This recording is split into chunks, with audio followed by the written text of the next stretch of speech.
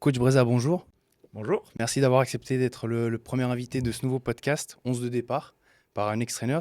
Avant toute chose, peut-être pour ceux qui ne vous connaissent pas, est-ce que vous pourriez vous présenter votre parcours en tant que joueur d'abord, et puis ensuite en tant que coach? J'ai été formé à la SCAN dans les centres de formation, ce qu'il n'y a pas en Suisse, dès l'âge de 13-14 ans jusqu'à mes 18-19 ans. Après, j'ai commencé à jouer en première équipe à 18 ans. On était en première division à l'époque, à la SCAN, avec Guy Lacombe, si je peux dire, un grand formateur à l'époque. Ensuite, j'ai été transféré à l'Olympique Lyonnais pour 4 ans. La première année, j'ai pas beaucoup joué, j'ai fait 17 bancs. Et je suis rentré en Coupe d'Europe, je suis rentré deux, trois fois avec la première équipe. Mais bon, il y avait des grands joueurs. J'étais entre la CFA, la réserve et puis la première équipe. Et puis après, j'ai été prêté à Laval. Je suis revenu 6 mois après une année. Après, j'ai été prêté à Carouge en challenging avec Gérard Castella.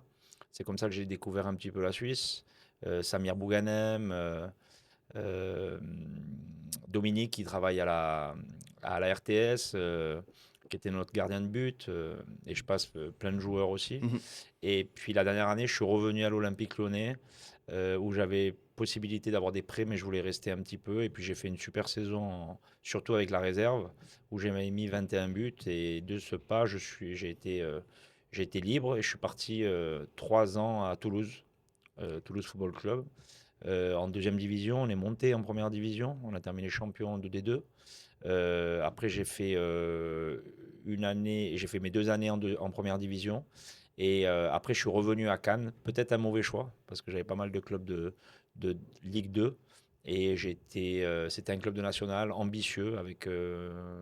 On est arrivé ensemble avec Patrice Carteron à l'époque. On a raté la montée en Ligue 2 pour 1 point. Et puis après, je suis parti en national à Fréjus-Saint-Raphaël avec Guy David, qui est un ancien grand entraîneur qui est décédé, le pauvre. Et j'ai fini ma carrière après de 2008 à 2010 à Servette, où j'ai eu une reconversion, où j'ai Ok. commencé au sport-études. J'ai commencé par les 13, c'était la génération Guillemenot, Ok. Martin Lichty, Christian Papa. Ok. Euh, je les ai suivis 2 ans jusqu'en 14. J'ai fait 13-14 avec eux. Et en même temps, je travaillais au sport-études à Kella. Ok. Et ensuite, j'étais aussi entraîneur adjoint de Sébastien Fournier avec les moins de 21. Ok. Et puis après, j'ai gravi les échelons, 14, 15. J'ai été pendant 6 mois une année, pardon, adjoint de Joao Alves pendant 6 mois et 6 mois Sébastien Fournier parce qu'il l'avait remplacé. Mhm. Et puis après, je suis parti sur le A qui était lourd au niveau devoir, au Mhm. niveau. Ouais, c'était un diplôme qui était assez lourd et je me suis consacré que sur les moins de 15 avec le sport-études toujours. Et j'ai eu la génération 2000, Antunes, Mhm. Castriote-Miri, Longui, qui était une super génération. On avait 7 joueurs équipe nationale pro, équipe nationale et qui ont fini pro. Mhm. Busset, Ivan Strobar, vraiment des bons joueurs avec du tempérament, ce qu'on voit peu en Suisse et beaucoup de caractère. Mhm. Et je les ai suivis, j'ai fait 15, 16, et à la moitié des 16, j'ai pris la première équipe de Servette, où on est monté on est monté en Challenge League, c'est juste avant de. On a failli déposer le bilan. Ouais, ouais, ouais. Et puis on est reparti en première ligue promotion. Les 6 premiers mois, c'était Cooper. Et moi, je suis arrivé au mois de décembre. On a eu la Mhm. chance de monter avec Sautier, euh, David Ok, ouais, Gonzalez, ouais. plein d'autres. Ouais, Mais ouais, voilà ok. un peu les joueurs un petit peu les plus connus. Ok. Et puis après, en Challenge League, j'ai été remercié au mois de décembre. Et on était troisième ou quatrième. C'est quand Zurich monte avec 20 millions de budget. Mhm. Mais voilà, on avait fait de belles choses. Et 3 mois après, j'ai rebondi à Yverdon, Mhm. où ils étaient en première ligue, avec l'objectif de monter. Et on est passé par les finales, parce que c'est pas facile. On a des finales, on a 4 matchs. Même si tu termines premier, tu as Mhm. toujours des finales. Ouais. Et on a eu la chance de monter aussi. Et la deuxième année, j'ai eu Chapuis qui était à Carouge. Mhm. Ah, Yverdon? Et à Yverdon, ouais. Ok. C'était mon capitaine. Ok. Et puis la deuxième année Non, la première année en Première Ligue Promotion, il y a eu un coup de pub un petit peu, qui était sympa pour nous aussi, le staff. C'était Djibril Cissé qui est venu travailler une année avec nous. OK. Voilà, j'ai fait 3 ans à Yverdon. Et puis, on était en passe pour, au mois de décembre, on avait 9 points d'avance en Première Ligue Promotion. Mmh. Et ils m'ont remercié. C'est un petit peu le football qui est comme ça, hein. On avait un petit peu moins d'entente avec le président, avec qui je m'entends très bien, Mario Mmh. Di Patrantonio. Mmh. Et je me suis fait remercier au mois de décembre. Et en janvier, j'ai signé à Nyon pendant. Alors, c'était l'année Covid. On n'a pas joué pendant 6 mois. Mmh. Et puis après, j'ai fait 2 ans à Nyon en Première Ligue Promotion avant d'aller au Oslo euh, et de faire avec le staff, les joueurs, un exploit extraordinaire. Mmh. Vraiment une expérience humaine inoubliable. Et on est monté en Super League et j'ai été remercié parce que c'est toujours le football qui est comme ça. J'ai été remercié au mois de. J'ai fait une année en Challenge League, on est monté. Par les barrages, on a fait des sanctions. Et puis après, après, ils m'ont remercié au mois de novembre. Mmh.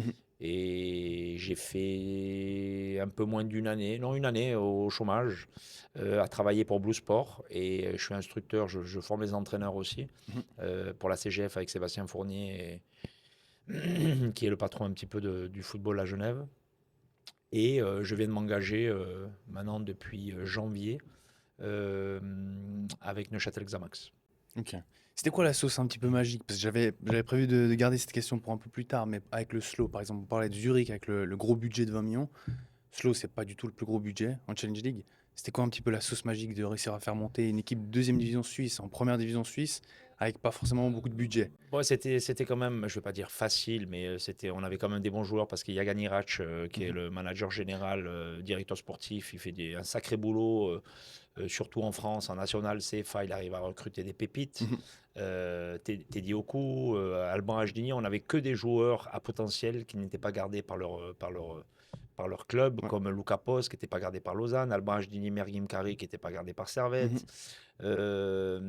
Voilà, que des joueurs comme ça, avec une envie de montrer un peu des écorchés vifs. Ouais. Et puis surtout, l'année d'avant, ils avaient fini 7e.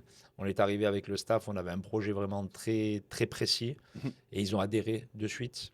Et après, humainement, ça s'est super bien passé. Et, mais on avait des bons joueurs. On avait vraiment des bons joueurs.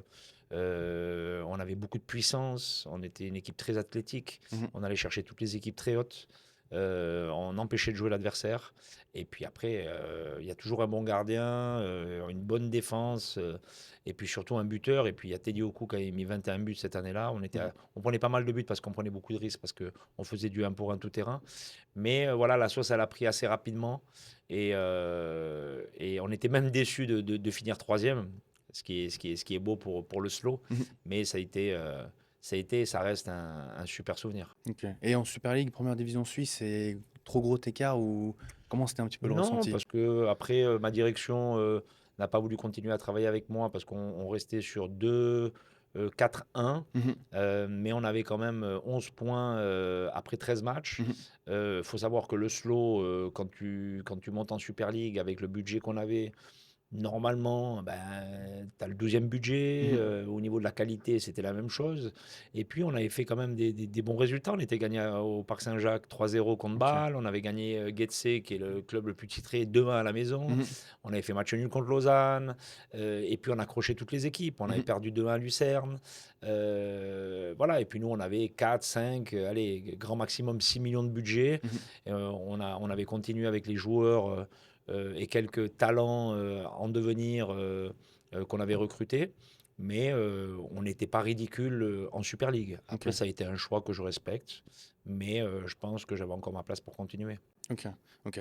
Et vu le parcours un petit peu de joueur professionnel en France, qu'est-ce qui vous a marqué un petit peu quand vous êtes arrivé en Suisse et que vous avez vu comment était le football suisse, comment était le vestiaire suisse en comparaison avec un vestiaire français pro? Qu'est-ce qui changeait vachement?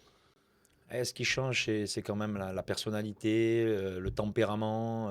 J'ai eu la chance de travailler en formation avec des top joueurs. Mhm. Ici, on doit les cajoler.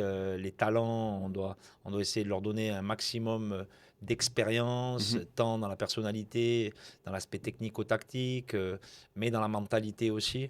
En France, il y a tellement de choix. Mmh. Ça veut dire que tu es bon, mais tu n'écoutes pas ou tu fais pas ce qu'il faut ou tu te blesses, on te garde pas. OK. Et il y a tellement de concurrence qu'en Suisse, il y en a un petit peu moins.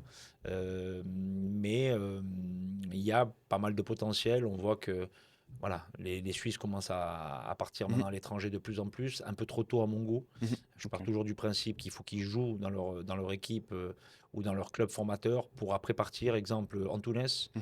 Castreo Temiri, ok, il est parti à IB, mais il est resté en Suisse. Et puis après, tu te fais un nom, et puis après, tu peux partir. Tu te fais aussi, et tu te prépares aussi mentalement, parce que l'étranger, c'est la jungle, hein. OK. C'est pas le même monde. OK. OK. Et concernant votre parcours toujours de joueur professionnel, votre plus beau souvenir en tant que joueur? Oh, je pense que c'est la montée de Ligue 2 en Ligue 1 à Toulouse, dans un stade plein. Et puis après, les matchs en Ligue 1. OK. Tu as du mal à t'endormir la nuit. Tu joues contre Marseille devant 30-35 Mmh. 000 spectateurs. Nous, on avait quand même pas mal d'ambiance, même si Toulouse reste la ville rose du Mmh. rugby, parce qu'ils sont très forts. Ils gagnent la Coupe d'Europe, ils gagnent souvent le championnat. Mais on se rappelle, à l'époque, Toulouse jouait la Coupe d'Europe aussi.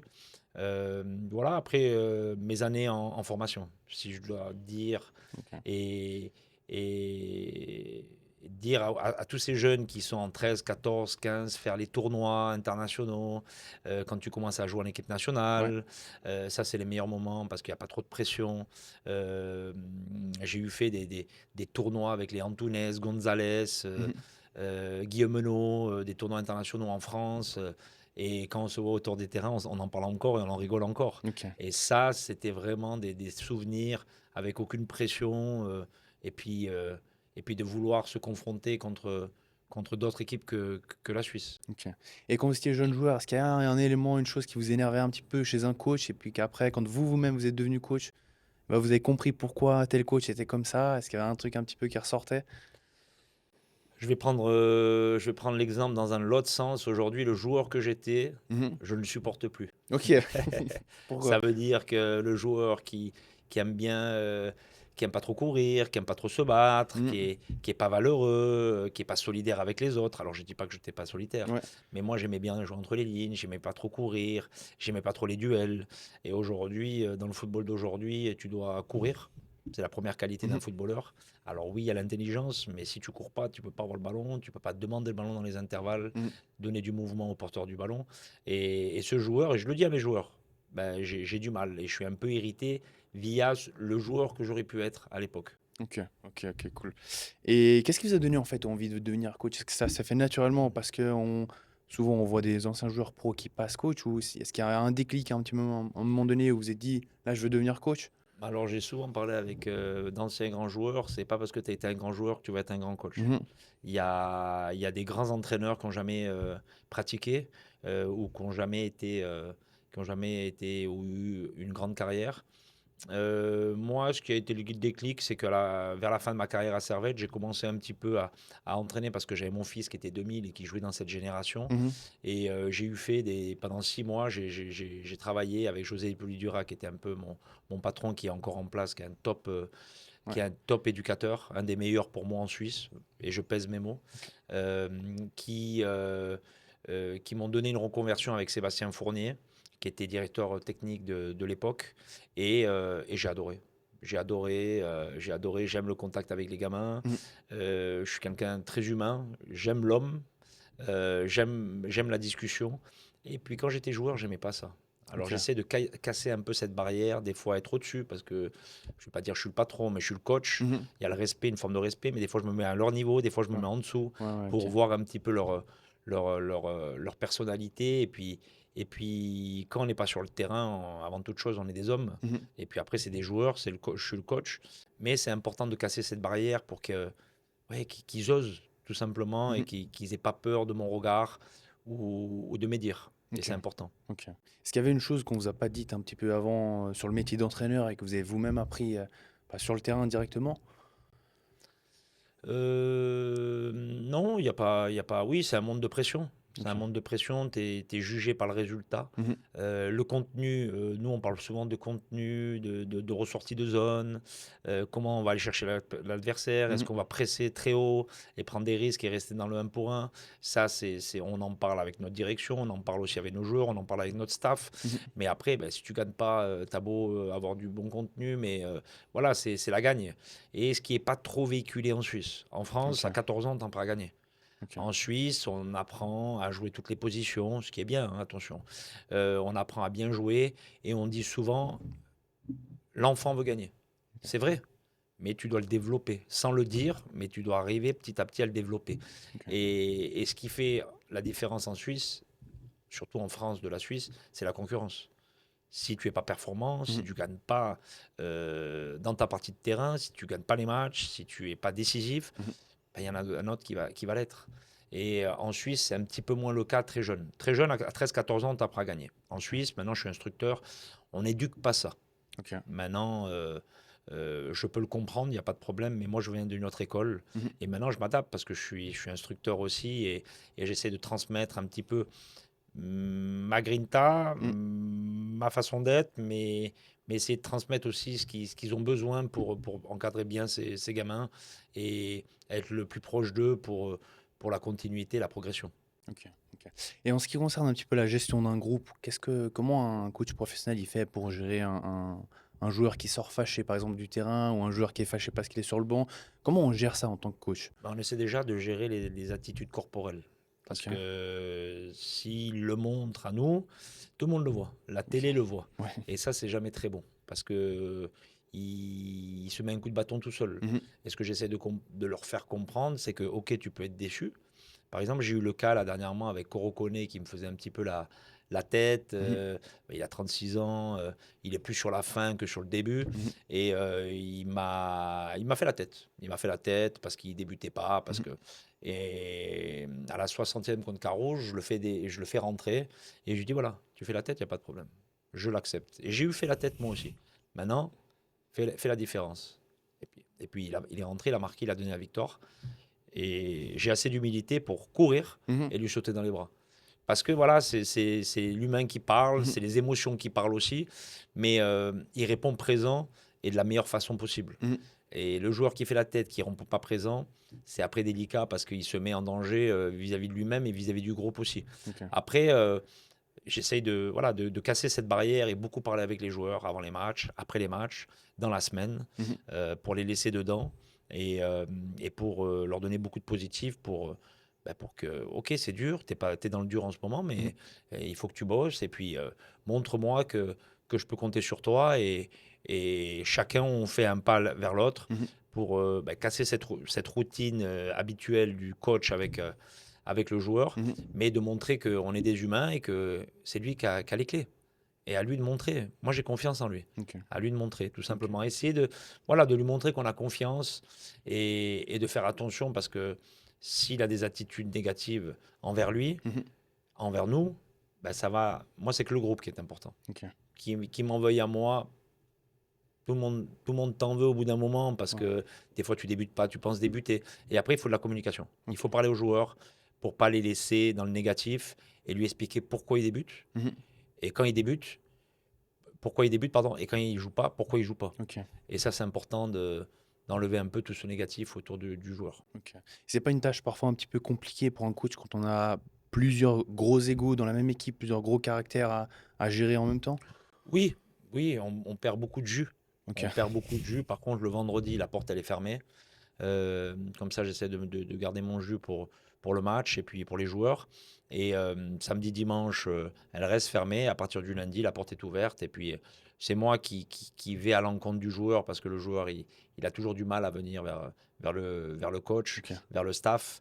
Et j'avais le même ressenti quand j'étais joueur. C'est pas facile d'aller voir un coach. Mmh. Souvent, mon papa me disait allez, va le voir, demande-lui pourquoi, qu'est-ce que tu dois progresser. Mmh. Et puis, c'est pas simple. C'est pas simple parce que on est l'autorité un petit peu et c'est pour ça que c'est important de toujours faire un pas vers son joueur pour communiquer, garder la communication, même s'il n'est pas content, Mmh. même s'il joue pas beaucoup.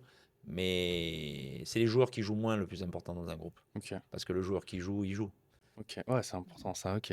Et est-ce que vous avez un souvenir d'un choix que vous avez fait qui était difficile humainement ou sportivement, mais qui était pour le bien de l'équipe, à un moment donné, là, durant la saison?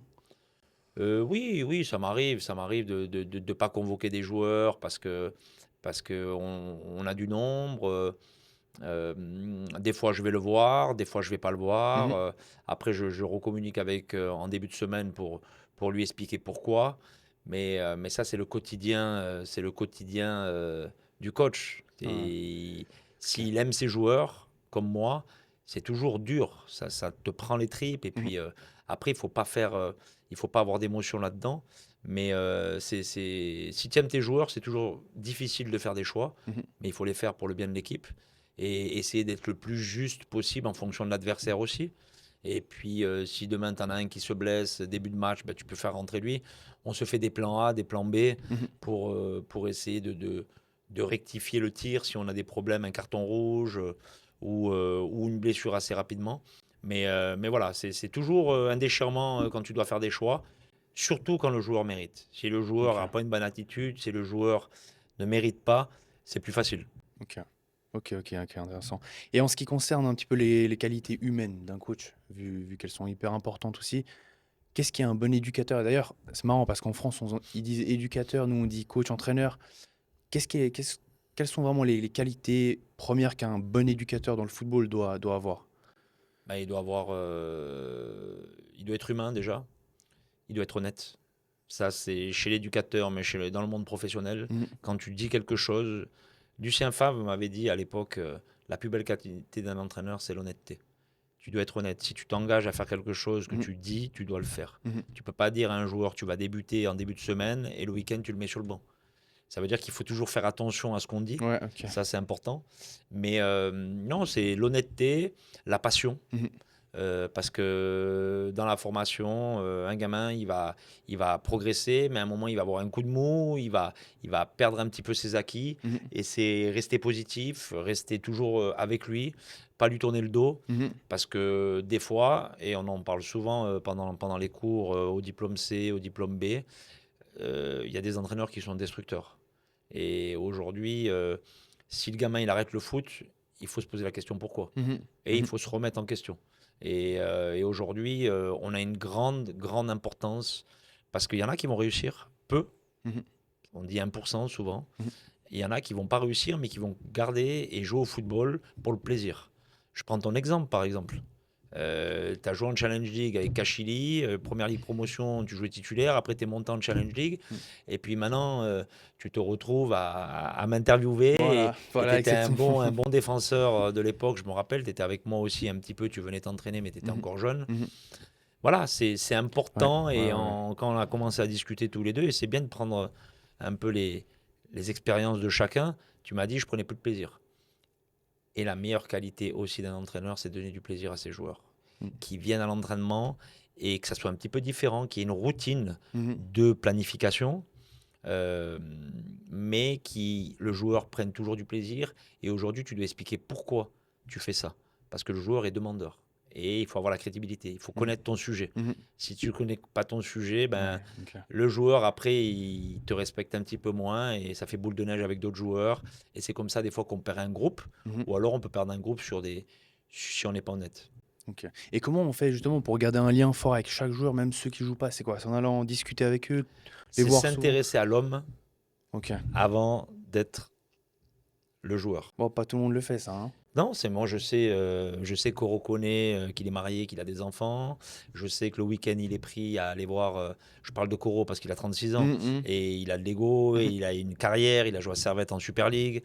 Euh, j'ai Mimi de Machaille qui a mis 16 buts l'année dernière. Je sais que sa femme, elle a chafouze. Mmh. Je sais que dès qu'il peut rentrer, il rentre. Je sais le parcours qu'il a eu. Voilà, c'est l'Avri Majroulao avec qui on est monté ensemble à Oslo. Mmh. Il n'a pas été gardé à Lausanne, après il est allé à Stade Lausanne. Mmh. Voilà, il faut connaître, s'intéresser à OK. l'homme, s'intéresser aux joueurs et toujours avoir un mot gentil.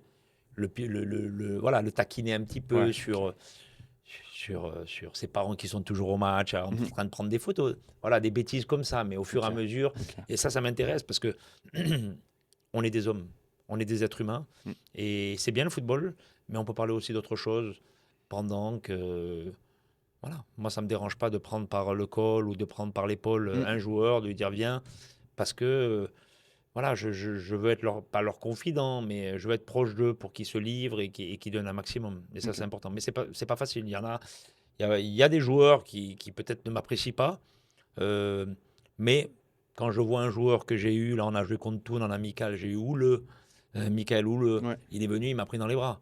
Et moi, c'est important pour moi, la reconnaissance, mais aussi l'amitié que je peux avoir. Castriote, dans la presse, dernièrement, il a dit le meilleur entraîneur que tu as eu, c'est Anthony Breza. Mais parce qu'il a vécu ces tournois OK. internationaux, et OK. puis, et puis il connaît mon parcours, mais c'est humainement surtout OK. aussi. OK. Et chaque joueur que je peux croiser, bah, je le regarde dans les yeux parce que j'ai toujours été honnête avec ces joueurs-là. OK. OK. Et ces joueurs peut-être où l'alchimie, ça passe un petit peu moins, comment on fait pour les gérer en tant que coach? Si on sent que de leur côté, ça va pas trop. Bah, tu essaies de casser un petit peu la glace, OK. de casser un petit peu cette armure. Ouais, OK. Chaque joueur se met une carapace. Des fois, ils font un peu les gangsters Mmh. parce qu'ils ont un manque de confiance en eux. Voilà. Et puis après, c'est de comprendre psychologiquement l'être humain, Mmh. le joueur que tu as en face, Mmh. bien l'observer, savoir comment il fonctionne. Mmh. Et puis après, montrer aussi à tes joueurs que toi aussi, tu es un homme et tu peux faire des erreurs. Et il faut qu'ils les acceptent. Et moi, j'accepte qu'ils fassent eux aussi les erreurs, Mmh. le moins possible, bien sûr. Ouais, OK. Mais voilà, c'est essayer de créer cette dynamique-là entre nous. Et si tu es proche de tes joueurs, tu peux être très, très, très exigeant.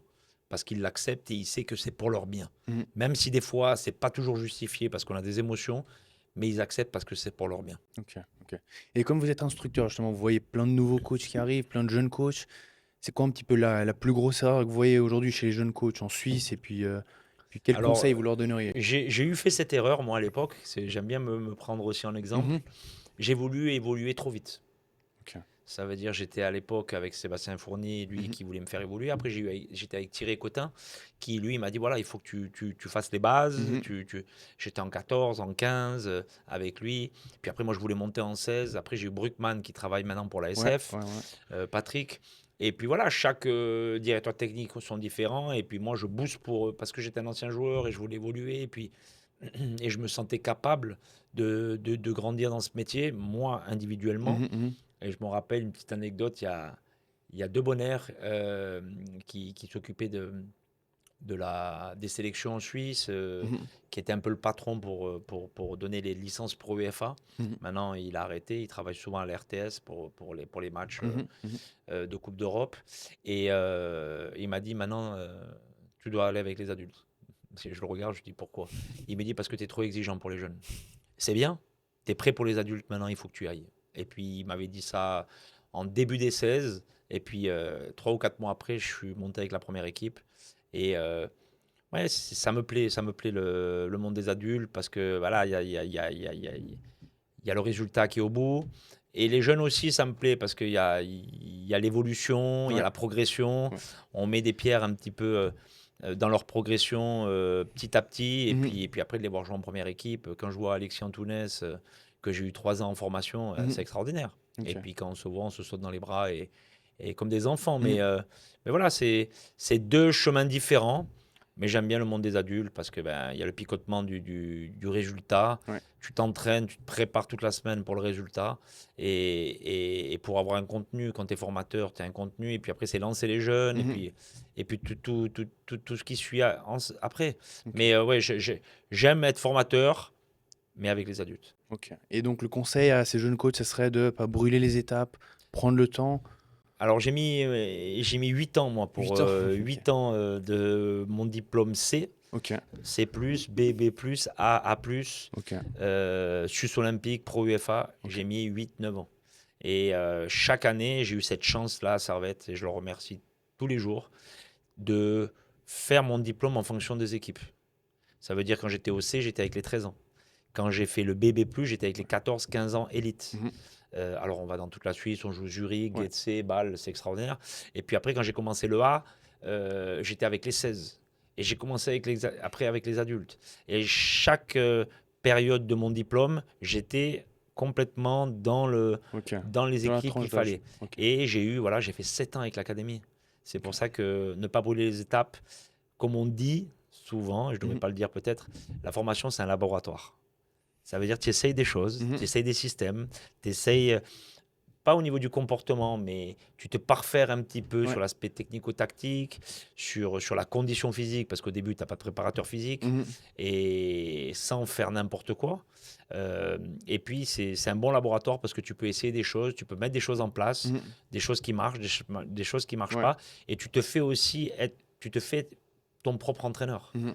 Et parce que souvent au début, ben, tu prends l'expérience de ton formateur, de ton dernier entraîneur que tu as eu, euh, des grands entraîneurs que tu as côtoyés. Et puis à la fin, ben, tu prends un peu de tout ça, mais tu fais avec ta personnalité. Ouais. Et la formation, c'est extraordinaire pour ça. Ok. Ok. Et là, on parlait un petit peu des jeunes joueurs qui ont un petit peu percé, qui ont réussi. Quand on parle un peu de ceux qui n'ont pas réussi, est-ce qu'il y a des erreurs que vous avez vues chez les jeunes joueurs? Pourquoi ils n'ont peut-être pas réussi? Quelles erreurs ils ont faites qui leur a pas permis d'avancer? Quels conseils on donnerait peut-être à ces jeunes joueurs qui rêvent de devenir pro et ces erreurs qu'il faudrait peut-être un peu éviter? Déjà, c'est bien travailler à l'école et avoir des diplômes. Ok. Parce qu'en France, je ne vais pas dire on a plus de facilité de réussir, Mhm. mais on sait vite si on va réussir ou pas. Ok. En Suisse, des fois, on va jusqu'au moins de 21, ça veut dire 18, 19 ans. Mhm. Et puis, on lâche tout pour vraiment se consacrer au football. C'est déjà avoir un diplôme. Et après, c'est avoir un petit peu de chance aussi. Ok. Parce qu'il faut tomber sur le bon Mhm. entraîneur, il faut tomber sur le bon éducateur.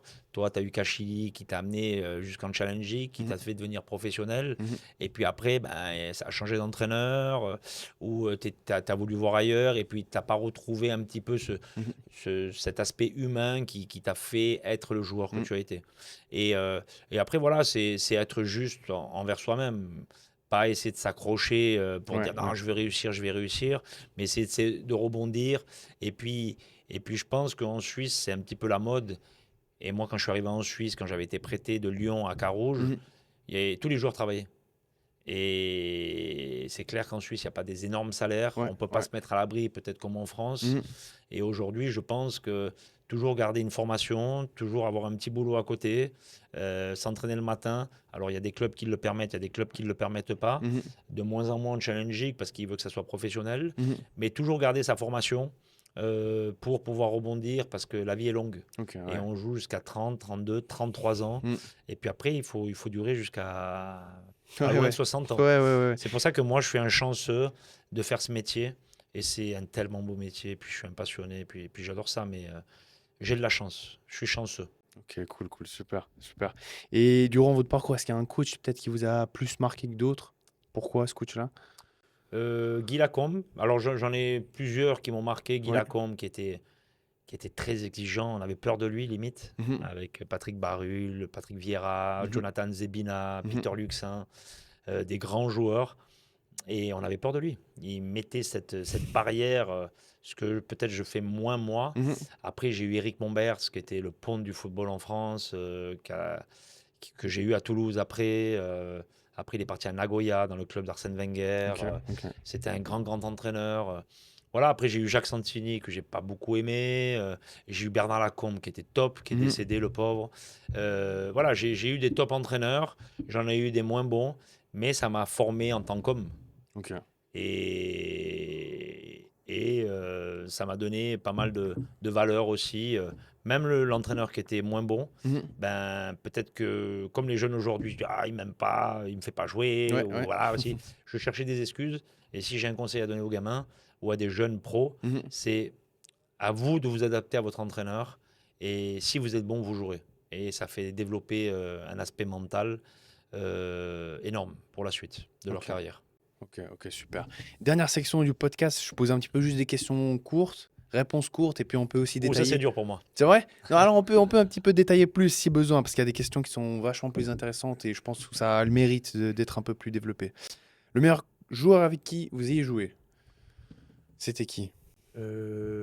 Stéphane Dalmat et Fernandao, qui était prêté de Marseille à Toulouse. Ok. Il a été décédé dans un accident d'hélicoptère. Mhm. Mais c'était deux vraiment top joueurs. Euh, et puis des super mecs. Ok. Ok, super. Le coach qui vous a le plus marqué dans votre carrière, donc on en a parlé. La meilleure équipe que vous ayez coachée? Ah ben, Servette et Le Slow. OK. Servette, où j'ai eu des résultats parce qu'on est monté de première ligue en première ligue promotion en Mmh Challenge League. mh. Mmh. Et Slow, qui était inimaginable, et on l'a fait tous ensemble. Mmh. Et je dis bien on, c'est pas je l'ai fait, Mmh. et on a besoin de ces joueurs pour réussir. Mais ouais, le Slow cette année, extraordinaire. OK. C'est incroyable. Le joueur le plus talentueux que vous ayez eu sous vos ordres? C'était qui? Ben, j'ai eu Garbi, qui venait du Paris OK, Saint-Germain, qui OK. est parti à Braga, et puis il a été Ouais. transféré, je crois, en Allemagne. Mmh. Après, je vais pas dire talentueux, le plus travailleur. OK, Le plus travailleur, qui c'était était, lui? non, C'était qui? Jean-Pierre Nsamé. OK, vous l'avez vu il avait quel âge quand vous l'aviez?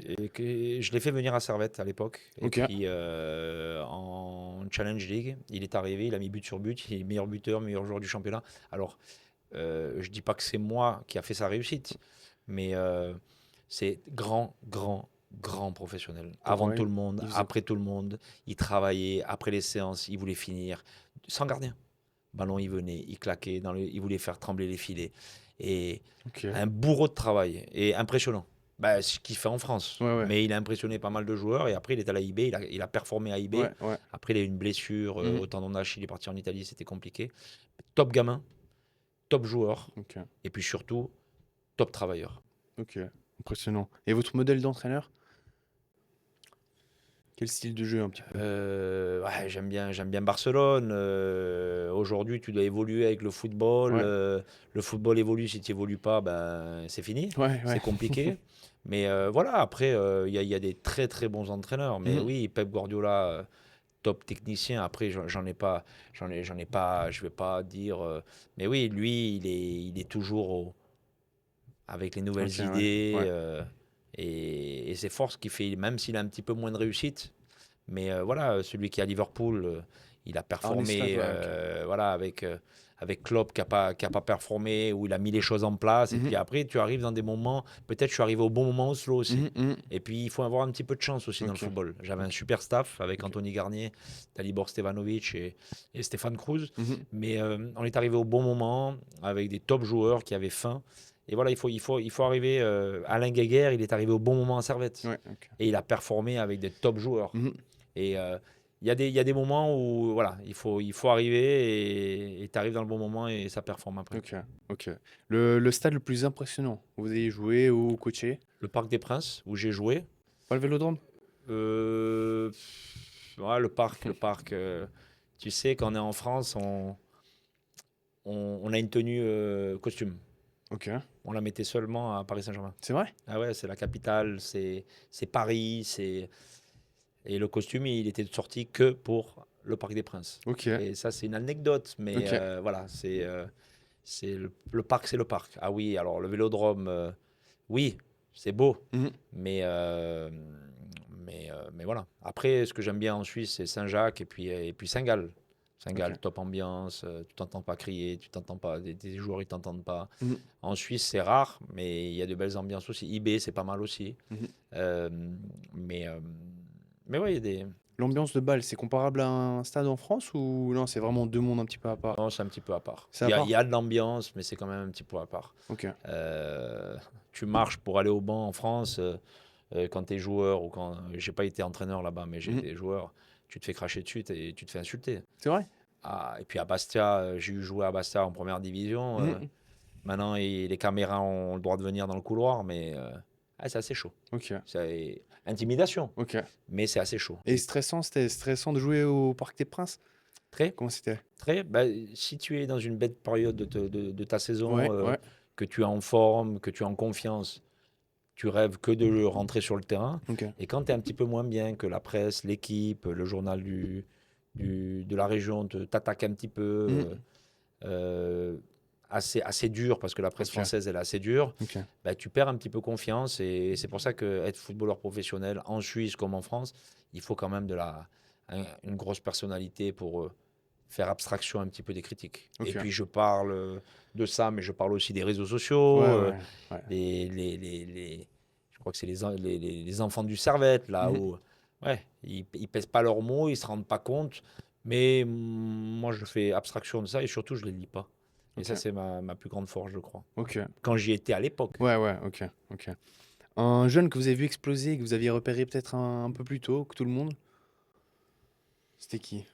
Que j'ai vu exploser, ouais, il y a Antunes, Lorenzo Gonzalez qui après parti à Manchester Ouais, City. ouais, Après, ouais. il n'a pas performé, mais il a eu une blessure aussi. Il a eu un croisé qu'il a. Ok. Castriot Emery, qui n'était pas le meilleur au début, et qu'après, il a performé, et puis il a progressé, et puis il a grandi dans sa tête. Et là, il commence à retrouver des couleurs à Toon, parce qu'il a été prêté par eBay. Mhm, Euh, mais voilà, après, dire qui. Là, j'ai pris un jeune. Noah Streit, qui est un bon joueur avec Malik Démé. On mhm. a, on a aussi Lentini. Voilà, c'est des jeunes avec gros potentiel. Maintenant, il faut essayer de les préparer à la Challenge League pour après qu'ils aillent plus haut. Mhm. Il y a eu le cas à Tekame, que Ouais. moi, j'ai pas eu sous mes ordres, mais qui était à peine titulaire en première ligue Mhm. avec la 2 de Xamax. Et puis un jour, il est venu à l'entraînement et puis il est plus reparti. Ok. Et ça, c'est pas Ok. mal. Ouais, c'est joli ça. Un match que vous n'oublierez jamais? Euh, Toulouse-Marseille. Pourquoi ce match? Parce que ça nous a permis de rester en première division. Ok. On n'était pas loin de. Mhm. Voilà, et puis on venait de monter, et puis 35 000 personnes au stade. J'avais joué, je crois, 80 minutes. Et le soir, tu dors pas. Parce que tu gagnes 2-1. Tu joues contre Barthez, tu joues contre Drogba, Mhm. et tu gagnes en plus. Et on n'était pas un grand Toulouse à l'époque. Mais ouais, c'est des souvenirs qui restent marqués. Et je me rappelle Ok. pas mal de choses de ce match-là. Joli, joli. S'il y a un joueur en Suisse ou même en France que vous auriez rêvé de coacher, ça serait qui? Jeune, moins jeune, peu importe. Zidane. Zidane, ah ouais, carrément, ok. J'ai eu la chance de jouer contre lui quand il y avait eu AZF, l'explosion AZF à Toulouse. On Mhm. avait joué la première division pour des associations contre l'équipe de France en 98, Ok. 98. Et puis il y avait Bichente Lizarazu, Mhm. Laurent Blanc, Candela, Diomède, Mhm. Guy Varche. Et on avait joué contre eux en 2001. Ça veut dire qu'ils jouent encore à la Juve ou au Real de Madrid, Mhm. Zinedine. Et ouais, c'est des Ok. joueurs que tu leur c'est pas la clé du carrosse, mais Mhm. tu sais qu'à tout moment, il faut juste qu'ils soient bien mentalement, Mhm. et puis à tout moment, ils te font des grandes différences. Ok. Ok. Le joueur le plus sous-coté, sous-estimé, entre guillemets, que vous ayez vu? Ouais, j'en ai pas spécialement des sous-cotés, ça veut dire qui était très fort, mais Ouais, qu'il était sous-coté, c'est-à-dire sous-coté. qu'ils sont plus forts que ce qu'on voit. Peut-être on voit des choses à l'entraînement que les gens en match voient pas. Donc, Ouais, non, il y en a j'en pas. ai, j'en ai pas spécialement. J'en ai pas spécialement. Je pense à Nsamé qui a pas eu sa chance en France. Il était Ok. à Angers en deuxième ou première division, et puis Ok. il est arrivé ici. Alors le niveau français, c'est pas le niveau suisse, attention, hein, Mhm. parce que je pense que la deuxième division française, c'est notre première division. Ok. Parce au point de vue athlétique, Ouais. après techniquement, vitesse et toutes ces choses-là, il y a beaucoup de joueurs de deuxième division qui s'imposent en Suisse. Ok. Euh, Ils ont pris un joueur, un défenseur central à IB avec des locks, Ouais. euh, Condro, ou je ne me rappelle plus comment il s'appelle, Ok. défenseur central, Ok. et il venait de Troyes. Et il joue dans un des plus grands clubs en Suisse. Ça veut dire que voilà, le niveau français est quand même élevé. Mhm. Tout le monde le sait, hein, il n'y Ouais, a pas ouais. de problème par rapport à ça, mais surtout sur le niveau athlétique. Et puis beaucoup de joueurs viennent Ok. s'imposer de deuxième division en Super League. Ok. Et tactiquement, différence Suisse-France, comment c'est?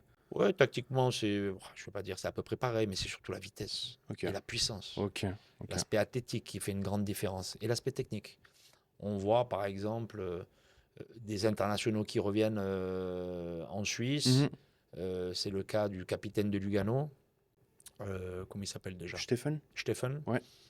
On avait joué contre lui Oslo, on ne le voit pas du match. Il fait une passe de but, un but. Ok. Il a une palette, il a un pied. Ouais. Et maintenant, petit à petit, ben, depuis qu'il est revenu en Suisse, ça fait Mhm. déjà quelques années, ben, il rentre un petit peu dans le rang. Ok. Ça veut dire les joueurs au début, ils Ouais, sont de ouais, la ok. Bundesliga, ils performent, et puis pendant une année et demie, c'est facile. Mhm. Et après, ils se mettent au niveau suisse. Et ça, c'est le plus dangereux. Ok. Mais oui, les championnats européens, l'Allemagne, la France, l'Italie, l'Espagne, Ok. ouais, c'est Ok. du haut niveau. Un mot pour décrire votre style de coaching? En un mot. Euh, Tout terrain. Tout terrain, ok. Parce OK. que je veux que mon équipe agresse les adversaires. Mmh. Et puis, on fait du 1 pour 1 tout terrain. Je parle souvent de 1 contre 1 tout terrain. On avance, on agresse, on ne laisse pas jouer l'adversaire. Et puis après, on doit jouer avec la pression. Et jouer avec la pression, pas la pression médiatique, mais la pression du joueur qui va venir te mettre la pression. Et pas être sous pression psychologiquement et rester calme sous pression. Alors OK. oui, tout terrain, je dirais. OK. OK, très bien. Un exercice d'entraînement que vous utilisez tout le temps? Les transitions à la perte de balle. OK. Voilà, aujourd'hui, il y a 4 phases de jeu dans le football. C'est mon équipe a le ballon, mon équipe Ouais. n'a pas le ballon, mon équipe perd le ballon, mon Mmh. équipe récupère le ballon. Et les transitions à la récupération et les transitions à la perte. OK. Et je fais surtout attention aux attitudes corporelles. Parce que tu as des joueurs, des fois, qui perdent le ballon, ils lèvent les bras, Mmh. mais c'est trop tard. Et on doit avoir un réflexe. Comme OK. quand tu fais tomber quelque chose, tu le Ouais, ouais. rattrapes, c'est exactement la même chose. Le plus proche du ballon, il doit défendre en avançant, il doit agresser. OK. Limite faire faute s'il faut. OK. Pour pas que l'adversaire élabore leur jeu et sorte de la pression. OK. Le joueur suisse à suivre dans les prochaines années? Ce serait qui? Euh, le joueur suisse à suivre dans les prochaines années, Michael Houle, Toon? qui est à Thun, qui OK. était à Slo, qui était à Ville, qui était à Mmh. Saint-Gall. Pour moi, c'est un des meilleurs latérales gauche OK. de la ligue, suisse, hein, je Ouais, parle. ouais, Hein. ouais. Et je pense qu'on va pas tarder à le voir en équipe nationale dans le futur. Il faut qu'il travaille encore techniquement sous pression. C'est un joueur très engagé, très tonique. Et puis il va progresser avec Louche-Trinelli. Mais voilà, si j'ai à lui, parce qu'on a joué il y a 2 jours contre lui ou hier contre lui, Mmh. je dirais Michael Houle qui a un profil très intéressant. OK. Et avant-dernière question, Anthony Breza dans 5 ans, c'est où? J'espère dans le foot. Après, où c'est les performances qui le dira. Peut-être à Neuchâtel, en Super League. C'est mon souhait. On y travaille tous les jours, Mmh. même si voilà, on n'a pas toujours des bons résultats. Mais petit à petit, on progresse. Petit à petit, on veut faire grandir le club. Euh, et puis on y arrivera, j'en suis persuadé. À l'étranger, non? Pourquoi pas? Mais aujourd'hui, j'ai envie de réussir en Suisse, OK. comme je dis pour les Ouais, joueurs. pour les J'ai joueurs, envie de OK. réussir en Suisse pour après, pourquoi pas aller voir ailleurs. OK. Mais il y a tout à bien faire à Neuchâtel. OK. Et c'est un très bon club pour des joueurs, mais aussi pour des staffs. OK. Et dernière question, la meilleure pour la fin, une anecdote de vestiaire qu'on peut raconter ici et qui n'a pas été encore à raconter? Euh, une anecdote de vestiaire, oh, j'en ai pas beaucoup. À chaque fois, alors ça c'est un truc que moi je fais avec mes équipes, à chaque fois qu'on gagne avec un clean sheet, je paye l'apéro. OK. Mais je paye l'apéro, comme on dit, sale. Ça veut dire Kinder Mmh. Bueno. Il n'y a pas de Ouais, diététique. ouais, ouais, OK. J'essaie de me mettre les bonbons Ouais. piquants, les yop, Ouais, ouais, peut-être OK. pas les yop, mais les compotes. Ouais. Voilà, avec le pain, le beurre, Mmh. le blanc de poulet, le fromage. Voilà, la bonne franquette. Et puis, ça m'est arrivé pendant les matchs qu'on gagne 2-0 Mmh. à la 80 ou 94e. Le joueur vient, coach, tu vas payer. Alors ça, c'est sympa de créer cette dynamique-là. Mais OK. après, des vestiaires, oui, on parle toujours de bagarre des fois après match. Mais non, pas spécialement. Pas spécialement. OK. J'ai pas eu trop de problèmes là-dedans, tant que joueur qu'en tant qu'entraîneur. OK. OK, super. Bah, coach, merci beaucoup d'être venu. Merci à toi, c'est un Et grand puis, plaisir. et puis pour vous laisser les derniers mots de la fin, est-ce qu'il y a un petit message que vous aimeriez transmettre peut-être aux jeunes coachs, aux jeunes joueurs qui nous écoutent? Non, d'être patient, de toujours être passionné, euh, d'essayer de se mettre au niveau de son équipe. Ça veut dire, on n'entraîne pas Barcelone, si on entraîne Champel ou Mhm, si on entraîne Vernier mhm, ou Verrier. On entraîne des joueurs qui travaillent. Moi, ça m'a beaucoup appris quand je suis allé à Yverdon, mhm. parce que je venais du monde professionnel à Servette. Et au début, les joueurs, au bout de 3 mois, ils ne pouvaient plus me voir parce que j'étais trop exigeant. La vidéo, 2, 3 fois par semaine, les entraînements le matin, Ouais. les entraînements le soir. Et puis après, ben, ça m'a fait beaucoup de bien de relativiser aussi de ces joueurs. Ils ont une vie aussi à Mhm, côté, mhm. ils ont une famille aussi à côté. Et ça m'a fait beaucoup de bien. Mais voilà, être patient et puis grandir avec ses équipes et puis faire progresser nos joueurs techniquement. Ok. Parce que Souvent, quand on récupère des joueurs de plus bas, ben, sur l'aspect technique, Mmh. il y a beaucoup de carences. Mmh. L'aspect athlétique, on peut le travailler. On ne pourra jamais travailler un joueur lent, il restera lent. Mmh. Mais on peut travailler son cognitif, on peut travailler sa prise d'information plus rapide et développer des choses qui vont lui rendre le football facile. Et le joueur qui va vite, ben, c'est peut-être le travailler techniquement, Mmh. ce premier contact, ce premier contrôle, aller attaquer l'espace. Voilà, toutes ces choses-là. Et chaque joueur ont des progrès à faire, mais individuels. C'est pas. Alors, on travaille Ouais. en tant qu'équipe, Ouais. ok, mais après, c'est se pencher, et ça, c'est important, sur l'aspect individuel du joueur, parce que le plus important, c'est la progression du joueur. Mmh. Et, et s'il vous plaît, les entraîneurs, arrêtez de vouloir gagner les matchs. Quand vous travaillez avec les jeunes, si vous travaillez bien l'entraînement, Mmh. ben vous allez voir ces fruits-là. Et ça, c'est important. Et j'y suis passé, où et j'avais mon ego qui était Mmh touché, et mh. puis c'est revenir dans l'humilité, faire progresser des équipes, non, faire progresser des joueurs, oui, et l'équipe progressera par la suite. OK, super. Bah, merci beaucoup alors, on est tout bon. Avec plaisir, et puis je souhaite beaucoup de succès dans Bah, ces merci. entrevues Bah, avec merci, des merci. entraîneurs et des joueurs. Au top, merci. Plaisir.